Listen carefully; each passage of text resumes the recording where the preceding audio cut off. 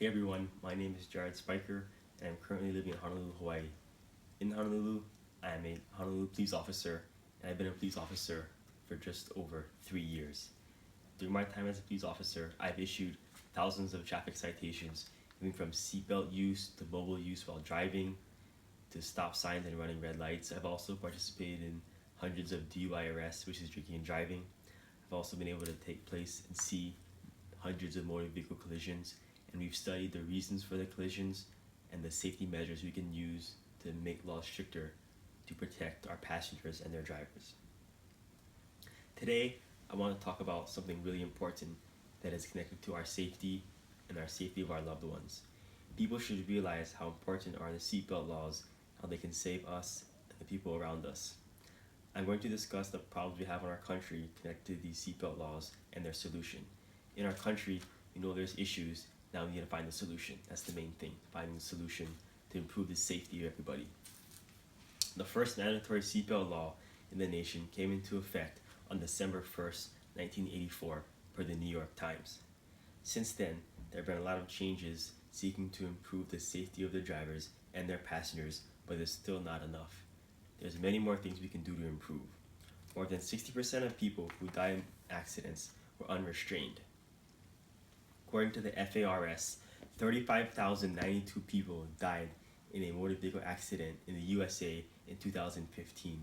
60% of that 35,092 people were unrestrained, and that's a lot. It's a lot more than half. Seatbelt use is the most effective way to save lives and reduce injuries and crashes. So what can we do to improve it? We know the issue, now we need to find ways to improve it.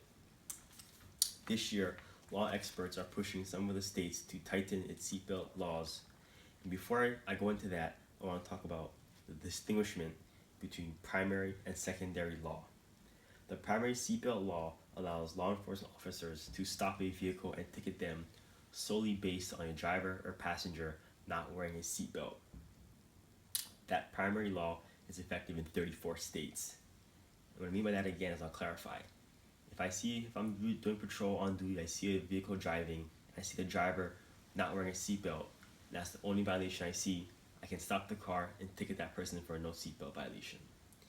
The secondary seatbelt law states that an officer or law enforcement officer must have first a traffic offense other than a seatbelt violation to stop the car.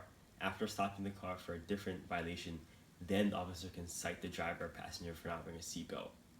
To me, that's a lot more dangerous. So, the statistics show that the cause of the problem in the seatbelt and the high death rate of motor vehicle accidents are the seatbelt laws. We can see that we compare a state that has primary seatbelt laws to a state with secondary seatbelt laws.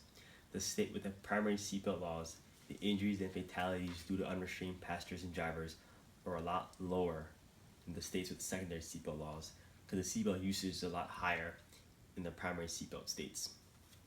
In Hawaii, we have a primary seatbelt law, and our passengers are required to wear a seatbelt at all times.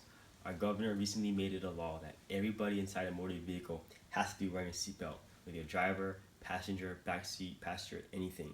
Have to be wearing a seatbelt, or the fine is $110. Also in Hawaii, we have a federal grant called the Click Your Ticket campaign. During that month, law enforcement officers are to cite everybody for wearing a seatbelt in the vehicle. This to really crack down and show that seatbelts are very important, which statistics have shown. So for that Click Your Ticket campaign, the seatbelt usage jumped to 97.9%, and the director of the Department of Transportation, Brendan Mariota, said that national statistics have shown that the usage of seatbelts is the single most effective act that drivers can do to protect themselves in traffic accidents. A study by the Center for Transportation Research recently found out that when drivers wear their seatbelts, their restricted passengers are much more likely to use seatbelts, while if the drivers don't wear seatbelts, the passengers are not likely to wear a seatbelt as well. It's important for all people to wear seatbelts, and the driver is responsible for the passengers to wear the seatbelts.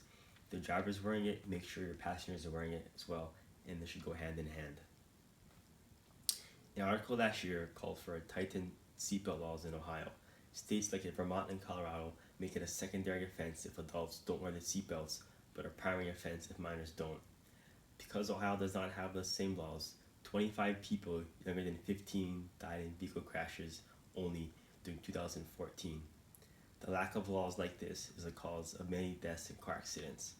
I truly believe if we have stricter laws, such as the primary laws about seatbelts, more people will be using their seatbelts, and the deaths and the injuries from car accidents will go down. To sum it up, there are 3 changes in seatbelt laws that can be made to improve the statistics. First, all states should have primary seatbelt laws. Second, all passengers should be required to wear their seatbelts. Third, it should be a primary offense if minors don't wear a seatbelt, but not a secondary offense like most states have it. Seatbelt laws are very important because we all know they can save our lives and the lives of loved ones around us. This is when the new law should come forward.